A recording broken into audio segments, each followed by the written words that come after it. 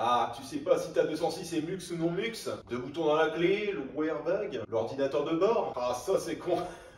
Un peu con qu'un pote m'a décidé de donner un avis sur une caisse qu'il a vue. Et je vais pas vous mentir, c'est une chouette caisse, sauf que j'ai envie d'être sûr avant de lui dire oui, vas-y, fais le pas. Du coup, cette vidéo est sponsorisée par Car Vertical.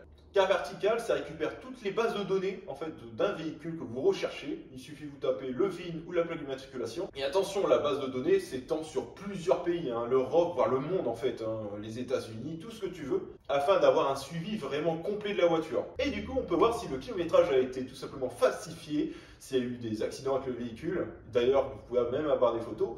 Et mon pote, en fait, il a eu un petit problème. Et ouais, il y a un petit problème avec le kilométrage, de 1 et de 2, elle était accidentée de fois. Bon, ça en soi, c'est pas trop grave, vu les sommes que c'est, en soi, bon, c'est des petits accidents d'époque.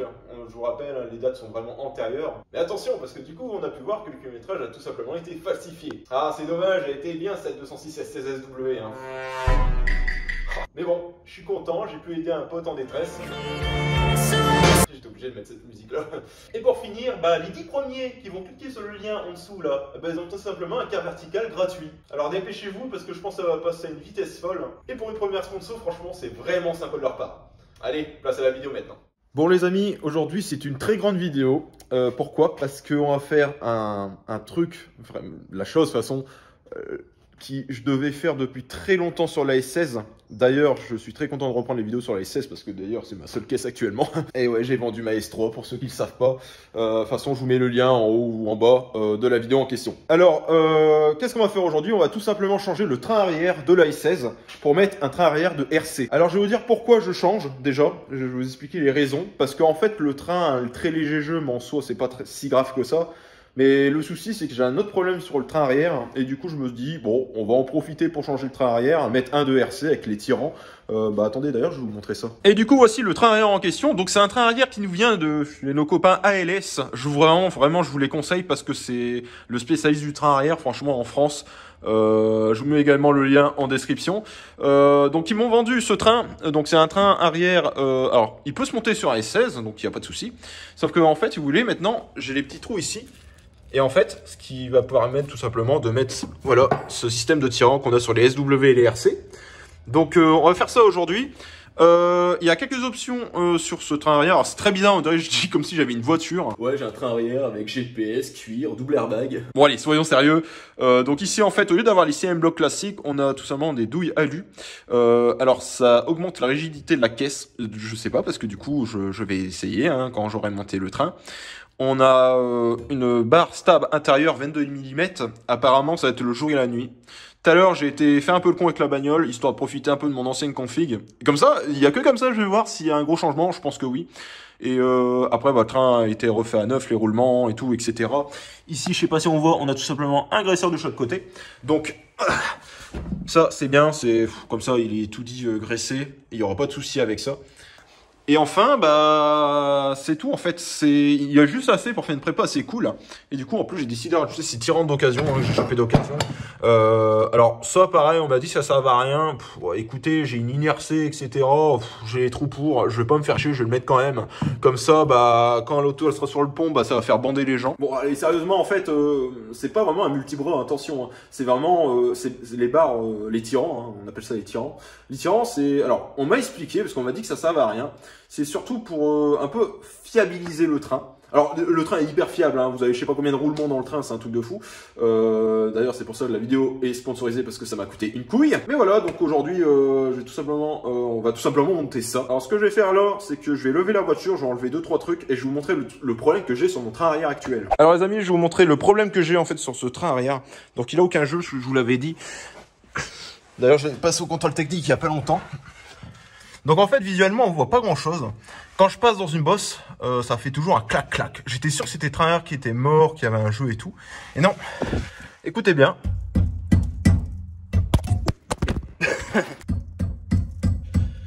Le bruit que vous entendez, voilà. C'est là-dedans, ça fait un bruit de ferraille. Du coup, c'est pour ça que je change le train, parce qu'en fait, le problème, c'est les couteaux du train arrière qu'ils ont dû prendre du jeu. C'est plus vendu au détail chez Peugeot. Et le problème, c'est que ça me saoule d'avoir un bruit comme ça. Tout le monde se retourne. On dirait que je suis en train de perdre une pièce en route. Alors ça fait surtout sur les grosses bosses.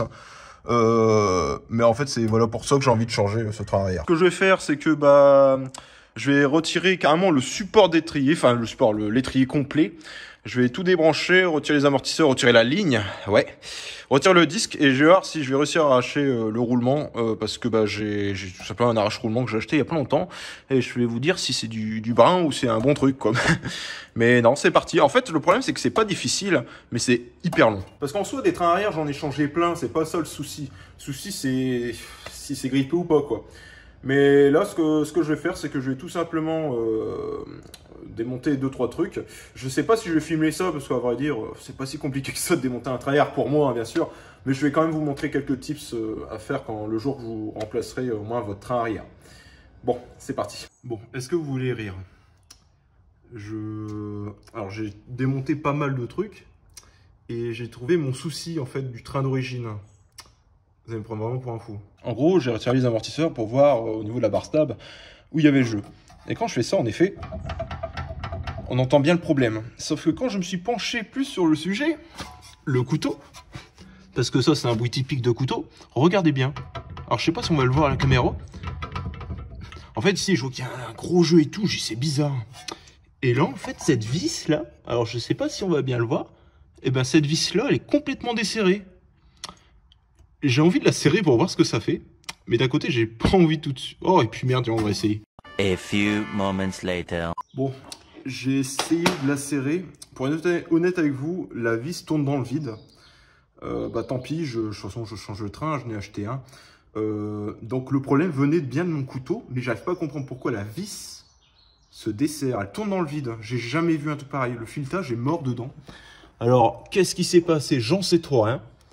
Mais je comprends pourquoi le bordel que je faisais tout court en fait. Bon, écoutez là je vais retirer l'étrier, le disque, j'essaie de saquer les roulements.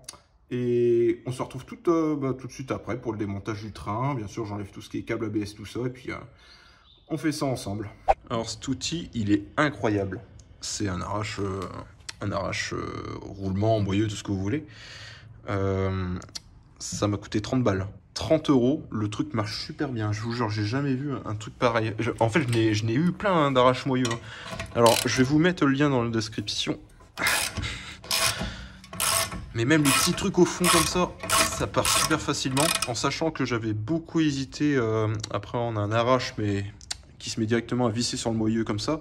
Et heureusement que j'ai pris ça, parce que si j'aurais pas eu ça, enfin, j'aurais pris l'autre version. En fait, j'aurais pas pu récupérer ça. En sachant que c'est bien serré.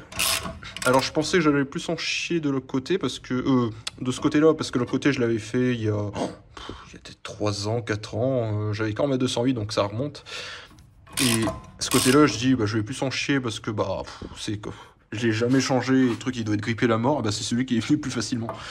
C'est un truc de fou hein.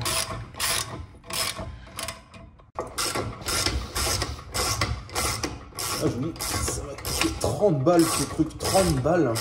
C'est super bien 30 balles rentabilisé. Après, je vais vous montrer le procédé pour monter les roulements parce que on aura l'autre train parce que il y a un sens à faire. Vous avez cette rondelle à mettre au fond. Ça, c'est l'autre morceau du roulement. Voilà. Bon, maintenant, on va essayer de saquer ces vis là. Alors, il y a beaucoup de rouille, ça me fait un peu peur. Mais écoutez, on va tenter la chose. En fait, quand je vois de la rouille, j'ai très peur. Moi, je sais que le train il a été changé quand j'avais acheté la voiture en 2018. Donc, je croise les doigts. Bon, donc c'est du T50 pour retirer ces vis-là. Alors pourquoi je le filme? Parce que c'est sans doute l'un des trucs qui va plus me casser les couilles. Ça tombe, je panique pour rien. Parce que moi, j'aime pas filmer généralement quand je fais des travaux parce que ça me fait déjà une perte de temps, ça me perturbe. Mais là, je vais quand même vous montrer comment on va faire. Mais il y avait 4 vis à retirer. En fait, pour l'anecdote, j'avais carrément oublié mon arrache-rotule. Et en fait, sans ça, j'aurais pas pu retirer ça parce que vous avez le roulement. En fait, moi de base, je pensais démonter le train avec le roulement dessus, pouf, je mélote et tout. Mais non, il y a cette pièce-là à récupérer. D'ailleurs, vous avez le capteur ABS. D'ailleurs, on va bien se marrer pour le récupérer celui-là. Mais bon, on verra bien. En fait, je retiens ce que j'ai dit. Ça part super bien. Ça se dévisse super bien. Bon, on va retirer ça. Et puis après, on va pouvoir déposer le train. On va démonter le train. Ça y est, j'ai tout dégagé. Franchement, je pensais que j'allais plus en chier, mais même pas. Il y a juste une vis qui a foiré au niveau d'un support de donc tout ce qui est du rythme de frein et capteur ABS.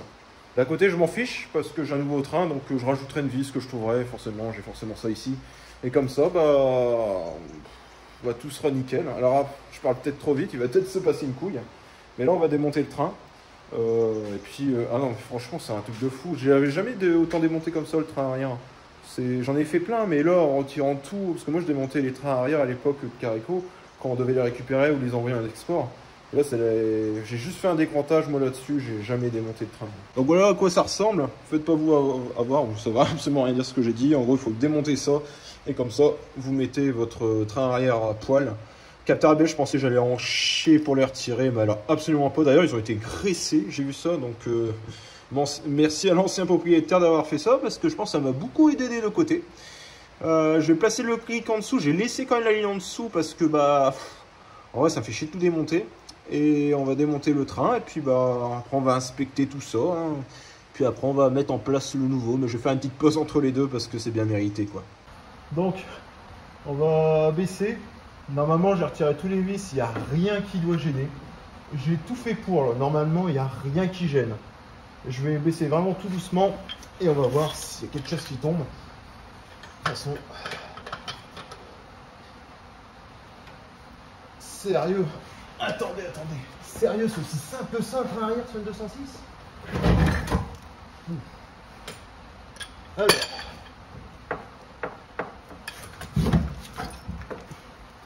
Que j'ai rien qui gêne. Non, ça j'ai démonté, ok. Je vais vérifier quand même l'autre côté pour être sûr. Je vais encore la baisser, mais après je vais arrêter parce qu'il y a la ligne qui va un peu gêner. Voilà. C'est bon. Et ben c'en était une belle. Alors ça fait quand même bien son poids, mais je m'attendais à pire. Oh putain! Ça va être marrant pour le remettre, hein? Ouais, ça fait quand même un bon 40 kg, hein, je retire ce que j'ai dit, c'est pas trop 30 kg. Hein. Alors ce qui me sidère, c'est l'état du train arrière. On dirait qu'elle a passé ses journées dans l'eau, la voiture. C'est un truc de fou, ouais. Et je sais pas si on peut voir si c'est... Parce que je sais que le train arrière avait été changé du coup en 2018. Mais putain, il y a... On est en quelle année? On est bientôt en 2025. Oh, 7 ans. Ouais, quoique, 7 ans, ça roule vite après, hein. Bon, je vais vous montrer 2-3 trucs. Donc, on l'a vu un peu plus tôt, le souci venait de là. Et je sais pas si je mets... Bon, en gros, ici, un jeu, on va pas le voir en vidéo. On va regarder en même temps les jeux ici. Alors, les roulements, ils avaient été changés. Et du coup, sur RC, ici, c'est pré-percé, hein. Du coup, on va regarder en même temps la gueule des CM Block. En vrai, ça va encore, hein. Je m'attendais à pire quand même. Parce que j'ai jamais vu de cas de CLM Block de train arrière qui sont vraiment défectueux, craqués à la mort et tout. Mais je m'attendais à pire, hein. Après, les CLM Block, ils ont 7 ans théoriquement, donc... Mais bon, je veux dire, j'ai beaucoup arsouillé, j'ai fait beaucoup de choses sur cette voiture, enfin... Il a quand même bien vécu ce train-là, hein. Bah écoutez, on va mettre en place le nouveau, et puis puis on se retrouve tout de suite, hein. Déjà, le nouveau, ça va être plus simple, parce qu'il n'y a aucune roue, il n'y a que dalle. Et ça va être beaucoup plus plaisant à monter, je pense, ça va être satisfaisant. Faut que je regarde si je dois monter les tirants avant ou pas. Je dois regarder si ça passe, et je vais regarder ça. Parce que même quand je regarde le tube là, ça me paraît plus gros, hein. C'est pas comme sur RC, hein. On va vérifier sur l'autre. On va mettre les deux côte à côte pour comparer. Alors oui, il y a une grosse différence.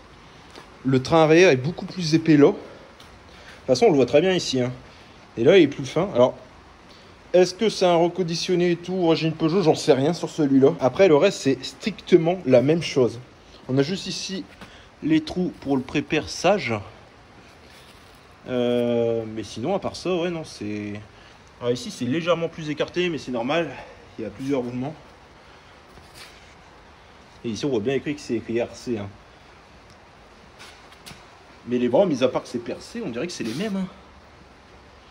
On dirait que c'est strictement les mêmes. Tiens, on va regarder en même temps l'épaisseur ici. Ah ouais, il n'y a pas photo. Il n'y a pas photo, c'est carrément plus épais sur le RC. Donc les barres de torsion sont bien plus épaisses que ce que j'avais. Et bah écoutez, on va le mettre en place. Alors apparemment, ce qui est chiant avec des douilles alu, c'est bien centrer le train arrière. Et ça, on va bien se marrer, je sens. Mais bon, j'ai fait le pire, j'ai démonté l'ancien, qui était bien cracra. J'ai eu la chance quand même lors du démontage, parce que bah au final, il s'est rien passé de chiant. Tout s'est bien passé. Mis à part une vis qui a foiré, mais en soi, ça m'a pas tant gêné que ça. Et bah écoutez, franchement, je suis très content de ce projet. Projet S16. Ah, ça fait des années que vous le suivez, et du coup je suis content de partager ça avec vous, parce que ça fait un moment j'avais envie de changer de train arrière, en mettre un 2RC, et surtout que bah, c'est un peu ma pistarde. Alors c'est certes ma voiture de tous les jours actuellement, mais franchement ça va être une chouette caisse, hein. Franchement ça va être une super voiture. Et bah il était bien galère à monter celui-là. Allez hop, on serre à 110 Nm, couple de serrage de ces trains arrière là. Hop, c'est bon. Et... oh putain de clic de merde. Ah, c'est bon. J'étais emmerdé avec une vis, c'est pour ça que j'ai pas filmé, parce que bah, quand je filme et que je l'énerve, je sais très bien, ça va pas fonctionner.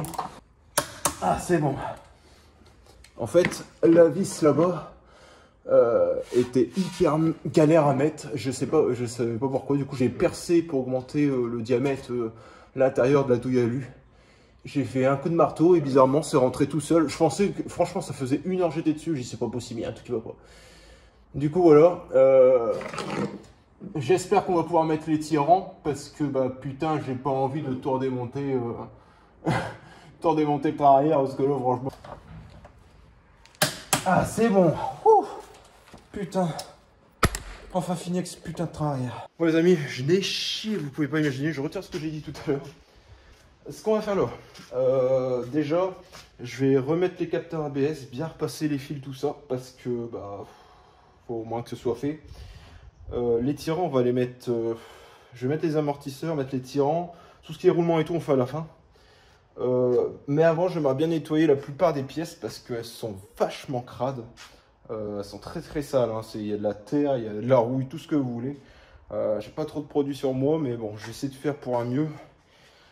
Mais franchement, je suis très content de mon résultat. C'était le plus chiant en fait. C'était carrément le plus chiant. Et de toute façon, même je réfléchis, les tirants, je vais devoir remonter un peu la ligne avant de toute façon. Donc je vais faire amortisseur et tout le tralala quoi. Bon allez, c'est parti. Et surtout quand vous remontez un truc, instantanément parce que j'étais beaucoup trop emmerdé. Du coup, ouais, là j'ai un capteur ABS à mettre, blinde de graisse. Je suis désolé. En fait, c'est normal, hein, mais c'est parce que le jour où je dois redémonter, parce que je sais pas, le capteur il est mort et tout, bah au moins ça se met facilement quoi. Y a pas, on va pas en chier et tout. Genre rien que le mettre, hop, ça prend 2 secondes, voilà. Vous voyez, hop, elle est prête à mettre sa vis de 10 et on va faire pareil de l'autre côté. Mais à chaque fois que je vais remonter un truc, je vais mettre de la graisse parce que c'est des trucs, je fais depuis que j'ai la S16, c'est ce que je fais. Et comme ça, bon, au moins, au cas où si je dois redémonter derrière, je suis pas emmerdé quoi. Les amis, il y a eu un gros laps de temps. Pourquoi? Parce que j'en ai chié pour plein de trucs. Le train arrière est monté avec ses tirants. Et franchement, ça a une gueule d'enfer. Je vous mens pas. En gros, voici. Alors, j'ai remis l'échappant. Alors, j'ai mis mes triangles. Donc, j'ai toujours pas mis les roulements, tout ça. Ça, j'ai dit j'allais le faire à la fin. Alors moi j'ai été emmerdé, alors j'ai demandé à plusieurs personnes qui ont des S16, j'ai l'impression qu'il n'y a que moi sur ce monde qui a un truc particulier sur ma S16. J'étais emmerdé avec ce tuyau de frein en fait. Alors moi il passait carrément comme ça, donc bah théoriquement j'aurais pas pu mettre ça, et à un moment je commence à le monter, j'ai dit oh putain je vais pas pouvoir le monter à cause de ça. Alors j'ai fait une petite modif, pas piqué des hannetons. J'ai tout simplement en fait légèrement courbé pour que ça prenne la forme. D'ailleurs une fois que la voiture se repose au sol, il faut que je vérifie que ça touche pas. Et après bah, ça repart ici tout simplement. Bon j'ai fait un truc propre, hein, j'ai essayé de faire un truc comme je pouvais. Mais moi dans mon côté j'étais emmerdé avec ça. Si quelqu'un a fait un montage RC dans les commentaires, qu'ils le disent pour voir s'il y a eu le même souci que moi, parce que moi je vous jure j'ai demandé à tout le monde qui a des SS, des non-mux, semi-mux, full-mux, et ben ils ont pas du tout le même montage que moi, c'est même encore des montages différents, donc je sais pas trop. Après au niveau des tirants, franchement ça a été très bien alimenté. Bon, j'ai encore 2-3 bricoles à faire, histoire de bien les fixer. Et après, bah, je vais m'occuper de chaque côté. Alors, je vais filmer seulement un côté, hein, l'autre côté, c'est exactement la même chose. Comment ça se passe pour le montage et roulement des... Enfin, j'appelle pas ça des pivots, mais du support d'étrier, etc. Là, on va commencer à monter le support d'étrier. Bon, d'ailleurs, j'ai vu qu'il y avait une vis qui était disparue. Donc, pour moi, l'ancien propriétaire, je sais pas trop ce qu'il a fait. Alors, une petite anecdote, je ne sais pas si vous êtes au courant, mais cette pièce est introuvable chez Peugeot, les NFP, même d'occasion, bon courage. Donc juste cette partie-là, pas le flasque c'est facilement trouvable, mais ça. Alors j'ai dit que j'allais nettoyer, mais j'ai pas trop le temps, et puis honnêtement, il est bien crade, donc ça restera comme ça, c'est le pistard après tout. Donc, surtout, bien remonter ça avant de remonter le roulement, bah, parce que sinon ça fait un peu con que vous oubliez la moitié des choses. Comment j'avais fait déjà? J'avais fait comment? Donc, ouais, j'avais fait passer derrière comme ça, je crois de souvenir. A few moments later. Bon les gars, oubliez, j'étais vraiment trop con. Je sais pas pourquoi j'ai cherché à mettre le tuyau devant. Ah, je vous dis, je n'ai un peu marre là. Du coup, je vais mettre les 4 vis. Je vais voir le serrage, le couple de serrage, si j'arrive à le trouver. Je vais faire de chaque côté, par exemple, simultanément. Oula, j'arrive même plus à parler, je dis que de la merde. J'arrive à un stade où je me dis, putain, vivement qu'elle soit posée à terre et que, bam, je la démarre, je la roule et puis qu'on fasse un petit essai, quoi. Donc là, je vais monter les flasques avec leur support d'étrier et on va monter les roulements. Alors, j'en ai déjà fait là-dessus, ça va bien, et des fois, c'est une fois sur deux où ça va pas. Bon, pourquoi ça irait pas bien, hein? Mais bon, avec le pot que j'ai, on va pas parler trop vite. Donc, je monte les flasques et puis on va commencer à monter les roulements. Alors, avec le roulement, ça paraît compliqué, mais c'est hyper simple. Vous avez cette bague à mettre en premier, donc elle va au fond de votre... pivot, hein, on va appeler ça pivot, je sais pas comment vous allez appeler ça. Vous mettez le roulement, on tapote un peu pour qu'il rentre bien. On met cette rondelle. D'ailleurs, je regarde, mais elle est vraiment asymétrique, donc en vrai, pour moi, elle n'a pas de sens. Enfin, l'écrou. Vous tapotez une fois que vous avez serré au couple. Donc là-dessus, c'est 155 Nm. Hop, et une fois que vous êtes dans le creux ici, vous tapotez. Et ensuite, vous mettez ça, bien évidemment. Alors, comme j'ai dit tout à l'heure, monter un roulement, j'en ai déjà fait. Des fois, ça peut pas marcher. Déjà, il faut assurer que vous avez bien nettoyé. Donc, vu que j'ai du WD-40 sous la main, hop. Et puis, on va essuyer, mode gitan, après tout. Comme je l'ai dit, c'est une pistarde. Mais voilà, comme ça, au moins, c'est propre. On n'a pas de mauvaise surprise. Et puis, on va monter ça. Bon, avec un des deux roulements, tout s'est bien passé. Par contre, le deuxième, je l'ai mis. Il a un jeu. Je sais pas si c'est normal. Pour moi, non. Parce que quand je regarde le deuxième, je n'ai pas de jeu. Ah, j'ai vraiment pas de jeu. Et l'autre, j'ai vraiment un léger jeu. Il était un peu plus galère à enfoncer. Je sais pas si vous l'entendez. Après, peut-être parce qu'il n'est pas encore plaqué. Hein. Je vais regarder vite fait. Donc, ouais, ok.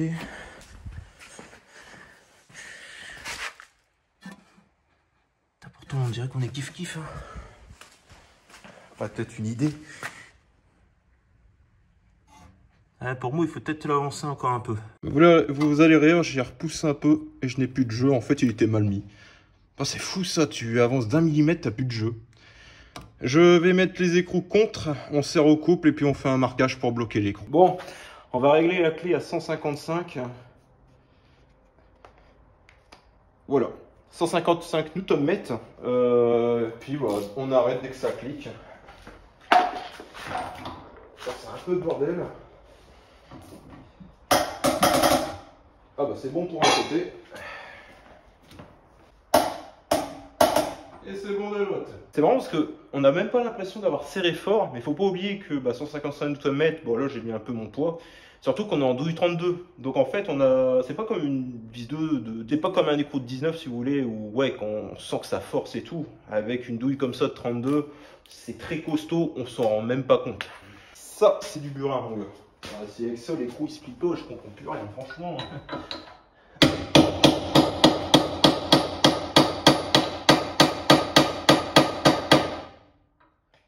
Il est bien freiné l'écrou, hein. On va faire le côté.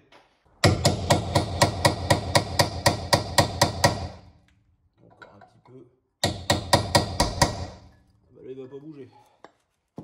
Je viens d'être les cabochons. D'ailleurs, en parlant de roulement, moi je suis sur des roulements phase 1 parce que j'ai la première génération d'ABS sur ma S16. Donc c'est avec les grosses roues dentées. Si je dois vous conseiller un roulement, j'ai jamais été emmerdé avec ça. À chaque fois je monte ça sur des trains arrière, c'est du SNR. C'est des roulements hyper costauds. Alors, ça m'a coûté 150 € les deux. Alors, ce que je peux vous dire, c'est que c'est de la super cam. Je pense pas que vous allez être emmerdé avec du SNR. SNR, c'est ce que je commande tout le temps dans les roulements et j'ai jamais été embêté. Du coup, c'est pour ça que j'avais décidé de mettre du SNR. Et puis, bah, au moins, je suis sûr que c'est un gage de fiabilité. Non, c'est pas encore une autre vidéo sponsorisée pour Autodoc. Quoique, t'imagines. Bon, écoutez, là, je vais remettre les disques.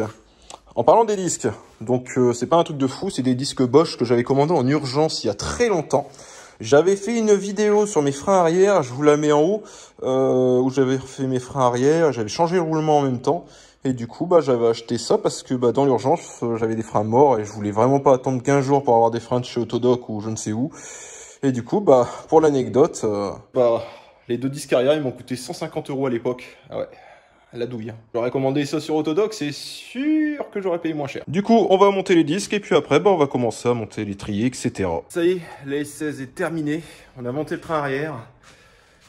Alors, j'ai le Fit devant moi. Il est parfait. Alors, je sais pas si vous vous souvenez, dans les vidéos, elle était plutôt basse.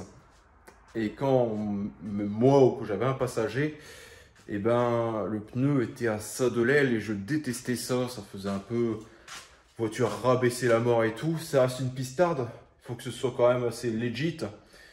Déjà, quand j'avais monté le train arrière ERC, les amortisseurs, ils ont été très durs à mettre. Alors, je me suis dit, bon, j'espère qu'il n'y aura pas un décrantage à faire. Et au final, ALS, ils sont très intelligents parce qu'ils ont carrément pris les cotes de compétition et ça fait que là j'ai un Fit juste parfait, c'est vraiment identique à l'avant. Allez, je vous montre ça. C'est la reine de la scène, ouais, la plus belle. Elle fait tourner les têtes sous le ciel. Tout le monde la suit comme une étincelle. Ma SS, c'est vraiment l'arc-en-ciel. Sa démarche éblouit tout le quartier. La nuit elle brille comme un diamant taillé. Sa présence enflamme chaque soirée. On dira jamais assez combien elle est adorée. Ma S16 est la plus jolie sans égal. Elle charme tout le monde avec son charme royal. Exceptionnel, unique et génial. Ma S16 c'est notre étoile sans rival. Ma S16 est la plus jolie sans égal. Elle charme tout le monde avec son charme royal. Bref les amis, le Fit est juste parfait. C'est pas pour rien que je vous montre l'avant. On peut mettre, allez, approximativement 2 doigts et demi à l'avant. Et déjà, je la trouvais un peu haute à l'avant, mais c'était pas plus mal parce que bah vers chez moi, je frotte tout le temps. Et là, je frotte plus, donc c'était parfait. Et à l'arrière, donc il y a personne dedans. Là, c'est comme si elle était en statique. Et ben, on est quand même pile à 3 doigts. C'est-à-dire que si je commence à monter un passager ou moi-même, on est aux alentours de 2 doigts et demi. C'est exactement ce que je voulais. En fait, j'arrive à un stade où je me dis cette bagnole, elle est exceptionnelle. C'est-à-dire qu'on a tellement fait de trucs dessus depuis toutes ces années, toutes ces vidéos YouTube que je fais avec cette voiture. Et ça n'a peut-être pas été cette vidéo très fortement montée comme d'habitude, mais je voulais surtout vous partager ça parce que bah on me le demande tout le temps sur Instagram. D'ailleurs, hein, je vous invite à me suivre sur Instagram, vous êtes de plus en plus nombreux, vous êtes totalement fous. Et m'envoyer des MP pour dire continue les vidéos, etc. Écoutez, je vais être honnête avec vous. Là, on va faire un essai, mais juste avant, il faut que je vous parle de quelque chose. Et si on mettait un kit gros frein? Ouais, t'as vu la transition? Alors, ça fait un petit moment, j'y pense, mettre un kit de freinage avant de 607 V6, donc les gros 4 pistons avec des étriers, des disques, avec des disques 332 mm, si mes souvenirs sont bons. Je crois que c'est les mêmes que ceux de la 208 GTI. Alors, je fais un appel à vous. Imaginez si ça marche. À 2500 likes sous cette vidéo, je commande le kit gros frein à l'avant et on le monte ensemble. Ça vous intéresse? Mis à part ça, j'ai fait un petit essai. Pour l'instant, tout va bien. Juste un petit bruit, mais je crois que ça n'a aucun rapport avec le train arrière. Je crois que c'est un caillou dans un pneu. Je te jure, j'ai carrément paniqué. Mais sinon, RAS, au niveau... Alors, j'ai fait quelques kilomètres. Le ressenti est complètement différent. En gros, le ressenti est complètement différent parce que bah, je pensais à un truc hyper raide comparé un peu à avant. Et en fait, pas du tout, parce que bah, ce qui se passe, c'est que c'est un peu plus mou, mais ça reste un peu raide quand même. Je saurais pas comment vous expliquer. Je passe sous une bosse, c'est pas aussi violent qu'avant. Alors bon, je commence à me dire qu'en fait, mon train d'avant était complètement mort et que en fait, dans tous les cas, il fallait le changer. Alors au niveau du Fit, alors là, je suis en grand angle, c'est normal que la voiture est complètement déformée. Ça me va. Ça me va. Certains vont peut-être juger en disant que c'est un peu trop haut à l'arrière. Moi, je me dis en statique, peut-être un poil. En sachant que, bon, je pense que ça va se tasser un peu, déjà de 1. Et de 2, bah déjà, dès qu'on monte, même moi, ça commence légèrement à baisser, le fit est complètement parfait, même avec un passager. Donc en vrai, c'est vraiment parfait. En fait, je sais plus. Voilà, j'ai dit tout ce que j'avais à dire. Cette voiture est parfaite pour le moment. Comme je vous dis, j'ai un petit projet de kit gros frein à 2500 likes, on tente le truc.